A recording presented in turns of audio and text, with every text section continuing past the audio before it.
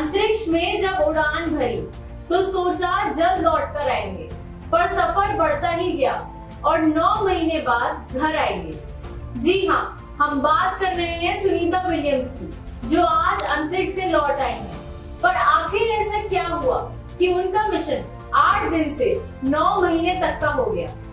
नमस्कार, स्वागत है आपका जीपीएन 24 में और मैं हूँ आपके साथ मानसी सहगल। आज हम बात कर रहे हैं एक ऐतिहासिक वापसी की, भारतीय मूल की अमेरिकी अंतरिक्ष यात्री सुनीता विलियम्स की, जो 9 महीने 14 दिन के लंबे अंतरिक्ष मिशन के बाद सफलतापूर्वक पृथ्वी पर लौट आई।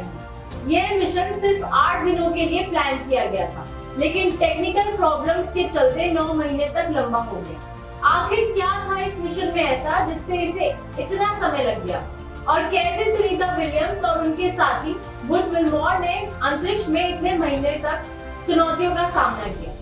सुनीता विलियम्स और बुच विल्मोर ने स्पेसएक्स के ड्रैगन कैप्सूल के जरिए इंडियन टाइम के अकॉर्डिंग 19 मार्च की सुबह 3:27 पर फ्लोरिडा के पास समुद्र में सफलतापूर्वक लैंडिंग के तुरंत बाद रेस्क्यू टीम ने कैप्सूल को समुद्र से बाहर निकाला और फिर सुनीता विलियम्स कैप्सूल से बाहर आए, मुस्कुराते हुए हाथ हिलाया और सभी का अभिवादन किया। उनकी यह वापसी पूरी दुनिया के लिए एक ऐतिहासिक क्षण बन गई। पूरे मिशन के दौरान सुनीता विलियम्स और बुच विल्मोर को नासा और बोइंग के क्रू फ्लाइट टेस्ट मिशन के सिलसिले में जून 2024 को अंतरिक्ष में भेजा गया। यह मिशन बोइंग स्टारलाइनर स्पेसक्राफ्ट की टेस्टिंग के लिए था, लेकिन लॉन्च के कुछ समय बाद ही इसमें टेक्निकल प्रॉब्लम्स आ गई।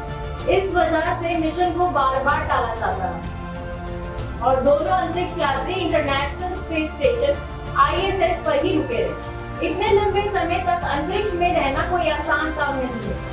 वहाँ ग्रेविटी फोर्स नहीं होती, खाने पीने की लिमिटेड रिसोर्सेज होती हैं और हर दिन नए चैलेंजेस भी होते हैं। लेकिन सुनीता और उनके साथी ने अपनी हिम्मत और पेशेंस के साथ इस मिशन को सफलतापूर्वक पूरा कर लिया।